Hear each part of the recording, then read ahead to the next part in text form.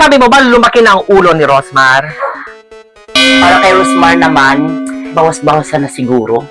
Mga banat niya, mga under niya. Kay Rendon naman, oo. Alam ko mainit si Rendon. Naman nakita na duro-duro ni ano yung Yes. issue na ngayon, which is hindi naman tama kasi parang nagmukha siyang mas bakla pa sa bakla. Yung kahit pa paano, kaibigan mo si Rosmar. Okay, Yes. sila Diwata na yan. Kakilala.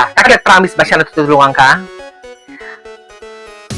Next question, Next please. question. Communication kayo ni Rosmar, di ba? Mayroon naman, mayroon. Okay, dahil alam ko rin na malapit din sa'yo si Diwata, di ba? Pero mas malapit siya ata ngayon kay Diwata. Di ba? Mo bilang isang content creator, may mga pagkakataon na yung iba sinasadya lang para mapag-usapan. Gusto mo mag-comment kay Diwata?